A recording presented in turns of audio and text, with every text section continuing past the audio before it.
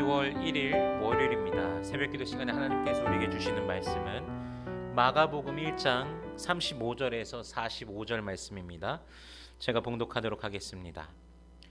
새벽 아직도 밝기 전에 예수께서 일어나 나가 한적한 곳으로 가사 거기서 기도하시더니 시몬과 및 그와 함께 있는 자들이 예수의 뒤를 따라가 만나서 이르되 모든 사람이 주를 찾나이다. 이르시되 우리가 다른 가까운 마을로 가자. 거기서도 전도하리니 내가 이를 위하여 왔노라 하시고 이에 온 갈릴리에 다니시며 그들의 여러 회당에서 전도하시고 또 귀신들을 내쫓으시더라. 한 나병 환자가 예수께 와서 꿇어 엎드려 간구하여 이르되 원하시면 저를 깨끗하게 하실 수 있나이다. 예수께서 불쌍히 여기사 손을 내밀어 그에게 대시며 이르시되 내가 원하노니 깨끗함을 받으라 하시니 곧 나병이 그 사람에게서 떠나가고 깨끗하여진지라. 곧 보내시며 엄히 경고하사 이르시되 삼가 아무에게 아무 말도 하지 말고 가서 내 몸을 제사장에게 보이고 내가 깨끗하게 되었으니 모세가 명한 것을 들여 그들에게 입증하라 하셨더라. 그러나 그 사람이 나가서 이 일을 많이 전파하여 널리 퍼지게 하니 그러므로 예수께서 다시는 드러나게 동네에 들어가지 못하시고 오직 바깥 한적한 곳에 계셨으나 사방에서 사람들이 그에게로 나아오더라. 아멘. 천국 복음을 선포하시고 하나님의 본체의 그 권세로서 말씀을 전하시고 귀신을 쫓아내시고 병을 낫게 하시니 모든 사람들이 주님께로 지금 나옵니다. 예수님만 만나면 된다는 소문이 여기저기 급하게 퍼졌을 것입니다. 예수를 찾고자 정말 여기저기 뛰어다닙니다. 그러나 예수님께서는 그 위대한 사역들을 뒤로하고 아주 이른 새벽에 외딴 곳으로 가셔서 기도하십니다. 한적한 곳으로 번역된 헬라어 에레몬토포는 문자적으로 광야를 뜻합니다. 예수님께서 과연 기도가 필요하셨을까요?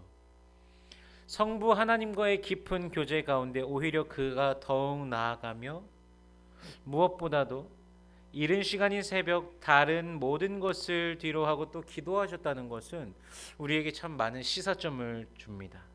그 시간에도 시몬과 또한 함께하는 제자들은 기도하는 예수님께로 가서 모든 사람이 찾고 있다고 이렇게 말하는 것을 볼 수 있습니다.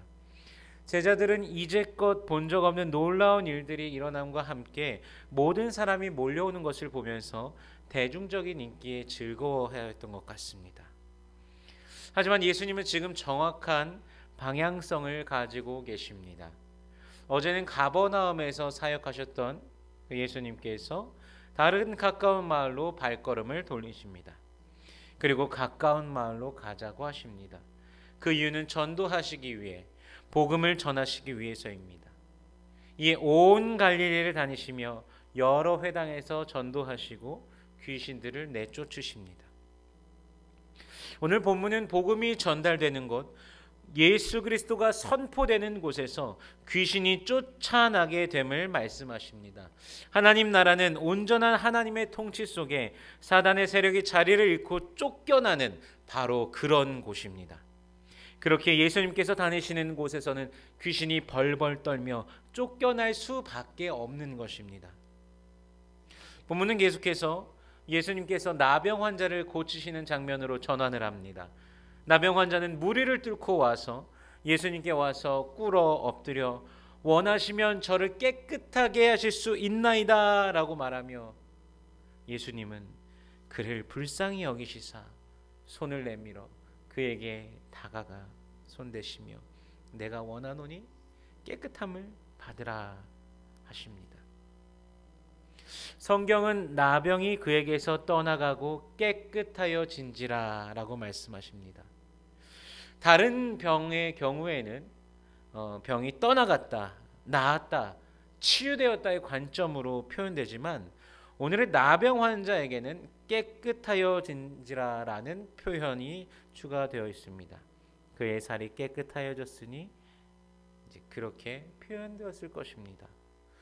장면을 조금 깊이 살펴보면요, 나병 환자는 사회에서 추방되어 함께 할 수 없는 자입니다. 레위기에서 말씀하신 그 법대로 그 그들은 부정한 자로 간주되고 떨어진 곳에서 살았습니다. 사람들과 함께 살아갈 수가 없었습니다. 그러나 지금 그는 무리들 가운데 들어와서 예수님께 간구합니다. 그리고 일반적으로 부정한 나병 환자를 접촉하거나 만져서는 안 되지만 예수님께서는 그에게 손을 대십니다. 그리고 그는 깨끗함을 입게 됩니다. 이 장면에서 죄로 물들어 더러워졌던 저의 모습, 그리고 우리의 모습들을 보았습니다. 죄로 물들어져 있던 우리의 모습을 발견하고 깨닫고 주님께로 달려가고 우리를 향하여 그분의 보혈로 만져주시고 깨끗하게 씻어주신 은혜를 생각하게 되었습니다. 물론 이 모든 것이 주님의 손에 있었고 주님의 계획하심 속에 있었습니다. 나병 환자를 만나주신 것도 그분의 섭리와 계획 속에 있었을 것이고 우리를 만나주신 것도 분명히 하나님의 계획 속에 있었음을 고백합니다. 하늘 보좌를 버리시고 우리에게 오셔서 우리 죄를 씻으시고 우리에게 영생을 허락하신 주님의 은혜를 우리가 더욱더 노래해야 되는 것입니다.